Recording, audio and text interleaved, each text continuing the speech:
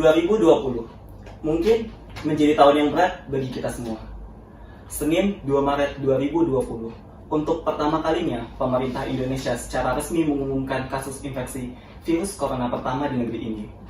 Tidak butuh waktu lama, hanya kurang lebih 2 bulan saja, pandemik ini berhasil meluluhlantahkan ekonomi negeri ini. Seolah-olah tidak cukup membawa negeri ini ke jurang resesi, pandemik ini kembali menyerang sistem pendidikan yang ada di Indonesia. Ribuan bahkan mungkin jutaan mahasiswa harus berlapang dada karena berakhir dengan kuliah online. Yang jelas, standarnya tidak sesuai dengan kuliah biasa. Seolah-olah jatuh tertimpa tangga. Menurut survei Badan Eksekutif Mahasiswa seluruh Indonesia kepada anggotanya, sekitar 80% mahasiswa mengaku keluarganya mengalami penurunan pendapatan. Dan nyaris 70% diantaranya tidak memiliki jaminan untuk mampu membayar uang di semester depan. Seolah-olah tutup telinga dan tidak peduli. Alih-alih memberikan keringanan terhadap mahasiswanya, beberapa kampus justru mencatatkan namanya di trending topik Twitter karena berusaha menaikkan UKT mereka di tengah pandemi seperti ini. Banyak usaha yang telah dilakukan mahasiswa, bukan kaum intelektual namanya, jika mereka hanya duduk dan diam di rumah saja. Salah satu usaha datang dari Badan Eksekutif Mahasiswa Fakultas Ekonomi. Mungkin kami memang tidak sebanyak fakultas lain sehingga mampu berdemo, tapi kami memiliki cara lain, yaitu dengan menciptakan sebuah program yang mungkin bisa membantu rekan sesama kami. Baiklah, di sini saya bersama Ketua Badan Eksekutif Mahasiswa Fakultas Ekonomi dan Wakil Ketua Badan Eksekutif Mahasiswa Fakultas Ekonomi yang akan menjelaskan tentang program Beasiswa Limbah Sampah. Oke Mas, apa kabar nih Mas? Nggak bisa lama loh. Oh iya. Lupa guys. Sorry Mas. Nanti hand sanitizer nggak ada disediain ya. Kita nggak punya dana emang gitu. Oke, jadi di sini tuh hari ini tuh aku penasaran banget nih Mas sama program dirimu, yaitu program beasiswa limbah ya Mas, berarti bukan limbah sampah ya, tapi limbah doang. Oke, jadi sebenarnya apa sih limbah itu? Program beasiswa limbah itu sebenarnya apa sih gitu? Jadi gini, sebenarnya kan mungkin tadi salah dikit nggak apa-apa lah ya. Jadi sebenarnya itu program beasiswa dari limbah yang digerakkan oleh BMFE Unimus tahun 2020 dengan tujuan untuk membantu teman-teman kita yang secara finansial itu kesulitan untuk lanjut kuliah, ya kan? Karena kita tahu mungkin di kondisi normal aja itu banyak mahasiswa yang kesulitan untuk melanjutkan kuliah, apalagi ada pandemi COVID-19 gitu. Jadi melalui program ini juga kami ingin menunjukkan bahwasanya semangat gotong royong, semangat solidaritas, kekeluargaan mahasiswa FE dan Unimus pada umumnya itu memang ada gitu loh. Dan kita juga mau menunjukkan bahwasanya kita sebagai mahasiswa, sebagai supporting system dari kampus, supporting system dari pemerintah negara, maupun supporting system di kehidupan masyarakat, itu kita nggak cuma bisa menuntut, tapi kita juga bisa berinisiatif gitu. Itu tujuannya melalui perkumpulan mahasiswa, BEM, himpunan, terus komunitas yang ada di kampus, UKM, SEMA, IMF, melalui itu semua seperti itu. Lalu sebenarnya sih Mas, apa sih landasan yang paling kuat sehingga kalian berusaha menciptakan program beasiswa limbah ini? Seperti yang kita tahu di Unimus ini kan juga banyak beasiswa yang lain ya gitu. Mungkin Mas Rizky, Mas Rizky dulu. Mungkin simpel aja ya. Iya. Landasan paling kuat humanity. Iya. Itu aja. Karena kita sebagai mahasiswa juga sebagai agent of change harus peka lah terhadap lingkungan sekitar kita. Kita harus peka, kita harus bisa membaca kalau teman kita tuh lagi kesulitan. Ada kalau laporan yang masuk ke kami itu ada sekitar 3 ya kalau salah ya, 3 orang yang dia terkena dampak corona dalam bidang ekonomi kayak gitu. Jadi ada kemungkinan dia itu nggak bisa lanjut kuliah di semester ganjil berikutnya, itu nggak bisa. Makanya itu ya kalau misalnya kita nuntut ke kampus, ke Menteri Pendidikan Kebudayaan, itu apa ya, bukan ilmu saya sih, tapi menurut kami itu semacam berat. Nah, kenapa kalau kita menuntut? Kenapa kok kita cuma menuntut sih? Nah, ini kita bikin program seperti itu. Kita membuat. Lalu kan jadi tujuan dari program limbah ini adalah untuk membantu ekonomi mahasiswa yang tadinya terkena dampak dari pandemi ini. Nah, sebenarnya itu mahasiswa seperti apa, keadaan ekonomi mahasiswa seperti apa yang paling layak untuk mendapatkan program dari beasiswa kita ini? Yang jelas mahasiswa yang benar-benar terdampak, dalam artian benar-benar untuk memenuhi kebutuhan sehari-hari pun itu udah sulit gitu. Kebutuhan sehari itu ya makan, minum, terus untuk kebutuhan kuliah itu udah sulit seperti itu. Dan juga mungkin terus mungkin ada juga yang berpikiran bahwa mungkinkah program ini tuh nanti malah bikin mahasiswa itu jadi malas istilahnya untuk mandiri mencari uang.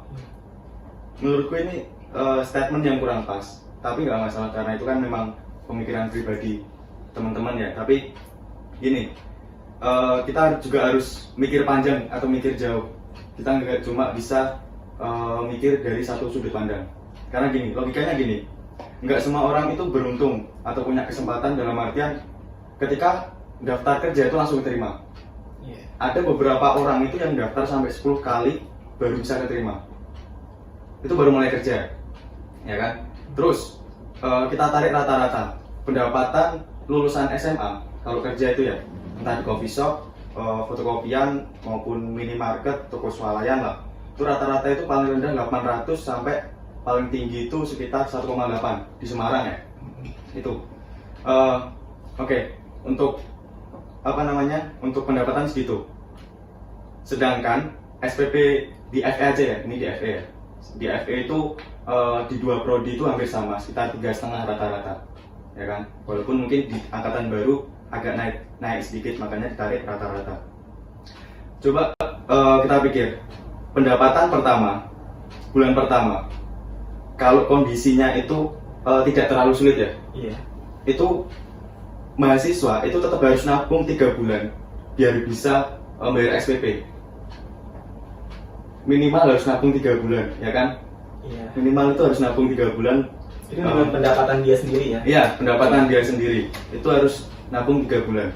Coba kalau kondisinya itu yang lebih sulit lagi, untuk memenuhi kebutuhan sehari-hari aja nggak susah. Minimal 6 bulan dia baru bisa membayar SPP kan? Nah, maka dari itu ini sebagai program yang memang tujuannya itu untuk meringankan sih sebenarnya, bukan membantu secara penuh tapi meringankan. Karena kita juga sadar lah, kita itu sumber dayanya juga terbatas, semuanya serba terbatas, jadi kita cuma bisa membantu tuh meringankan seperti itu. Nah, lalu untuk Mas Rizky sendiri ya, sebagai Wakil Ketua Badan Eksekutif Mahasiswa di sini, menurut Mas Rizky, seberapa banyak sih kira-kira mahasiswa di fakultas ini yang membutuhkan bantuan? Terima kasih Mas Tirta. Untuk jumlah pastinya ya, itu jujur dari kami tuh belum tahu berapa. Soalnya ada juga kok mahasiswa tuh mungkin dia tuh nggak berani cerita, dia malu-malu. Dan mungkin juga nggak tahu juga sih kalau misal band tuh ada kayak gini juga. Nah, kalau menurut kami sih pasti lebih dari 3. Soalnya mengingat juga banyak kok orang tua mahasiswa kita tuh, orang tua mahasiswa fakultas ekonomi itu yang pedagang tuh ada, yang usaha juga ada. Dan pasti mereka kemungkinan besar terdampak lah kayak gitu. Cuma mereka nggak berani cerita aja. Nah, mengenai jumlah pastinya itu nanti setelah kami membuka itu ya formulir pendaftaran beasiswa, itu nanti ada jumlah pastinya berapa. Kayak gitu.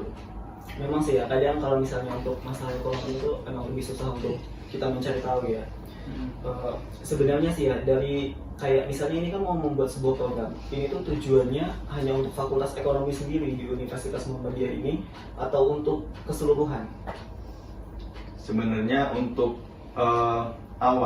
di awal itu kita hanya mengutamakan mahasiswa fakultas ekonomi, karena kita kan memang BEM yang tingkatnya di fakultas, gitu kan. Memang kita utamakan fakultas ekonomi, tapi tidak menutup kemungkinan apabila nanti memang ada mahasiswa dari fakultas lain yang istilahnya membutuhkan, kita juga tidak menutup kemungkinan untuk untuk membantu lah, gitu. Karena program ini memang ditujukan benar-benar untuk membantu teman kita agar setidaknya jangan sampai lah cuti, itu. Karena gini sih, prinsip yang istilahnya bukan prinsip juga sih, pegangan yang selama ini tak pegang. Nah, artian pendidikan itu merupakan tempat untuk menaruh harapan.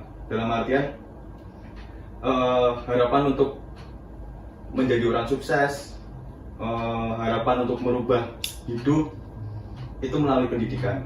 Yang utama kan melalui pendidikan, ya kan. Jadi jangan sampai lah sektor pendidikan ini tuh menjadi seperti apa ya? Seperti tidak peduli lah ini. Iya, seperti tidak peduli, justru malah membuat harapan itu tuh jadi nggak ada gitu loh. Iya. Sebenarnya sih yang paling bikin saya tertarik ya pas dengar program ini adalah limbah. Kenapa harus limbah gitu? Kenapa harus limbah? Apakah karena kalian juga mendengar limbah itu menjadi salah satu permasalahan dunia? Kenapa harus limbah gitu? Kenapa? Coba dijelaskan ya, mungkin Mas Rizky. Kenapa harus limbah? Iya.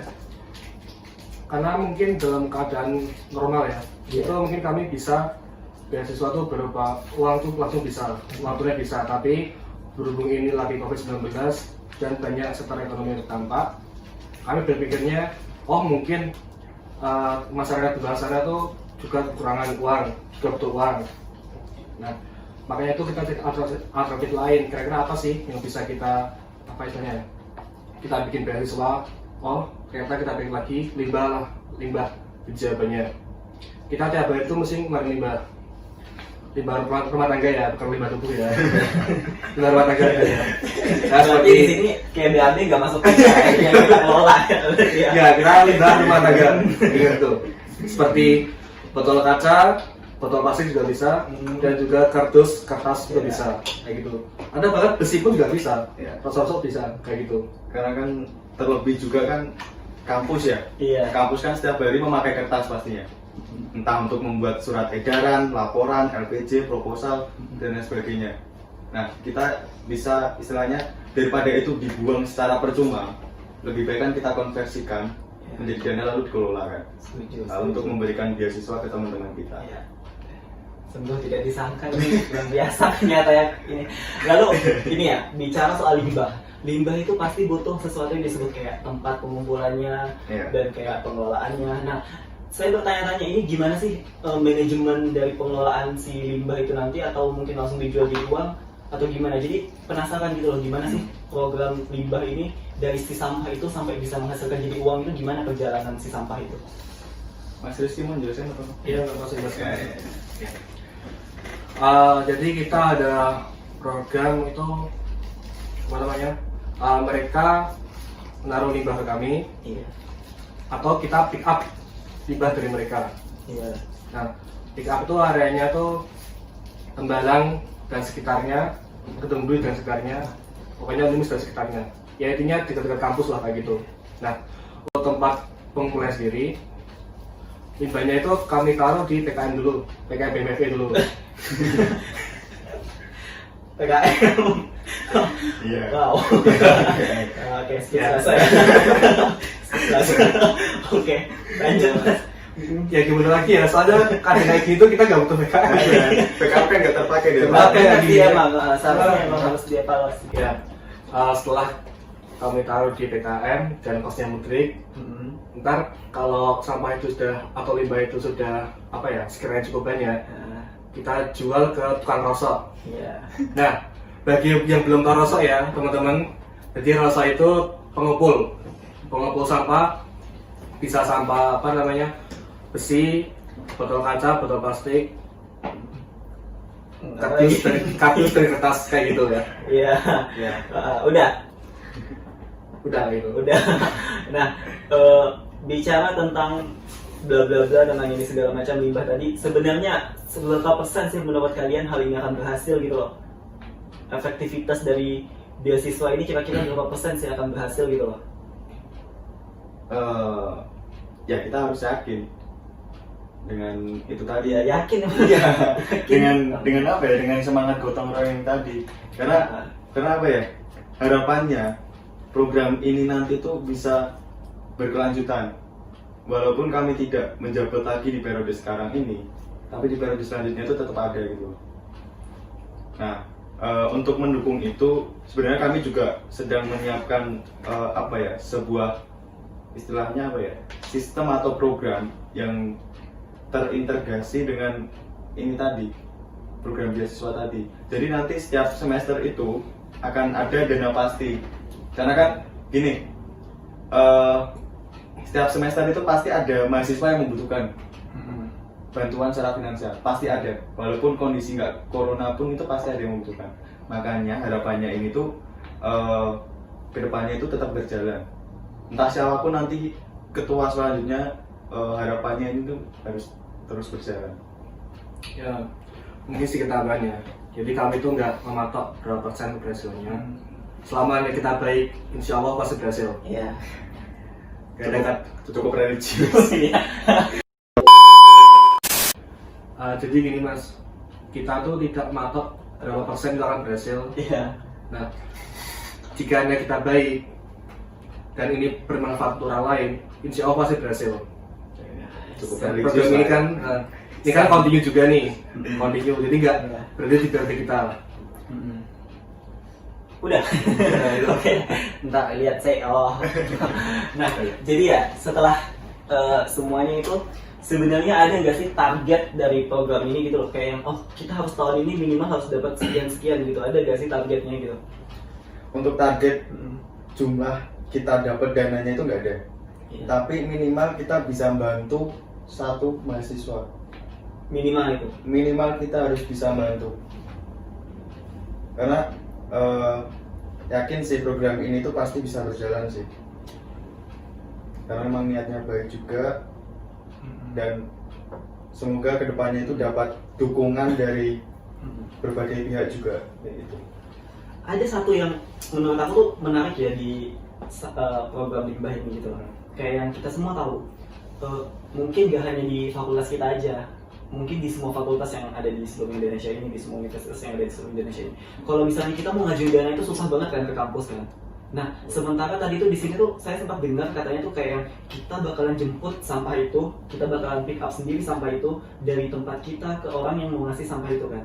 Nah, itu otomatis di situ tuh kita secara tidak langsung mengurangi liabilitas kita gitu. Secara tidak langsung kita mengeluarkan uang dari kita sendiri untuk mengambil barang itu. Nah, uang dari mana itu loh yang akan digunakan? Apakah uang dari seluruh anggota BEM atau dari kas BEM sendiri gitu? Oke. Jadi gini, BEM atau mungkin lembaga yang lain mungkin sama. Jadi kan kita juga memiliki dana kas, itu mungkin bisa dipakai. Tapi apabila secara sukarela mengeluarkan uang pribadinya, itu lebih baik. Alhamdulillah. Palingnya lebih banyak Oh, gitu kan. iya. Niatnya udah baik, terus mau berkorban juga kan itu lebih baik gitu. Bermodal ini ya. Gotong. Ya gini, karena gini, kita ikut organisasi itu jangan cuma mikirin kita dapat ilmu, kita dapat untung dari situ, jangan cuma mikirin itu.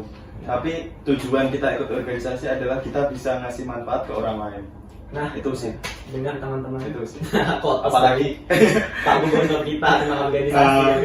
apalagi tuh kita kan istilahnya juga mampu lah hitungannya kan daripada teman-teman kita yang lain mungkin ya kalau kita masih bisa mampu membantu walaupun mungkin sedikit, kenapa enggak?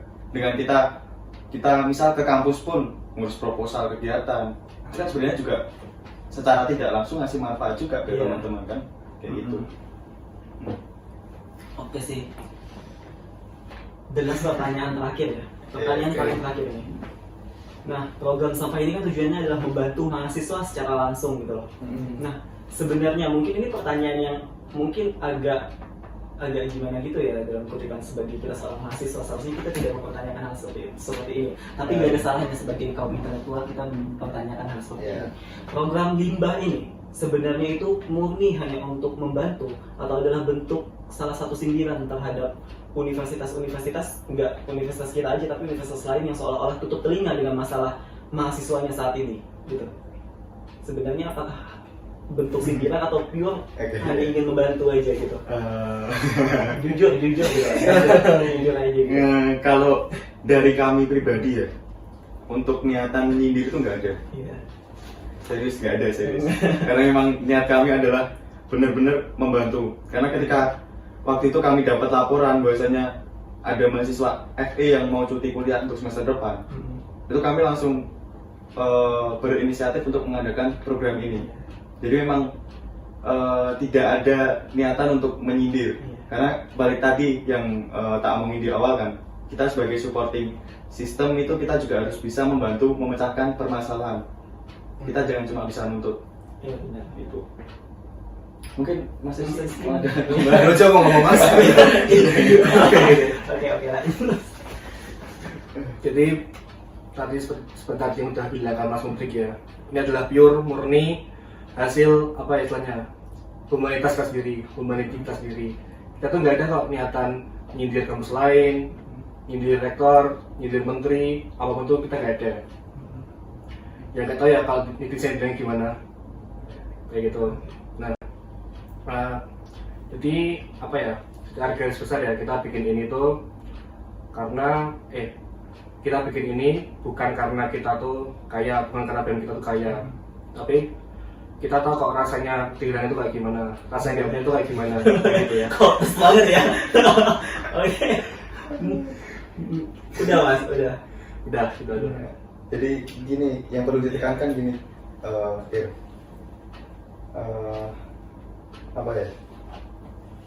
Nggak semua program beasiswa dari pemerintah, dari swasta, dari kampus itu tepat sasaran. Iya.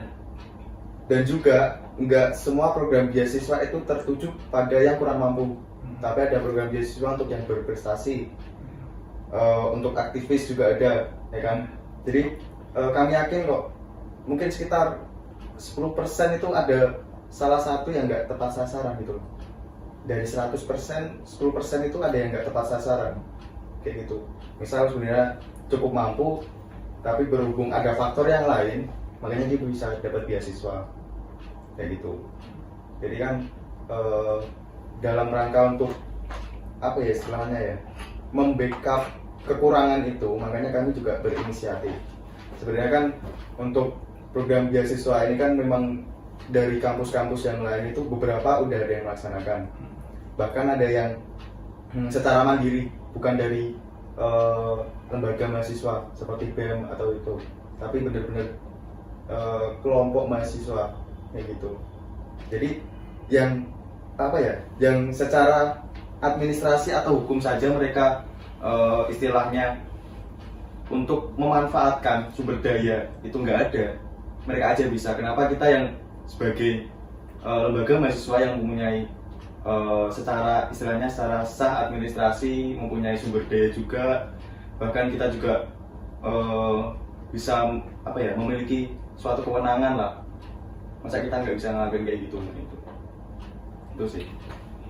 Udah Mas. Udah. Kayaknya udah cukup ya. Oke.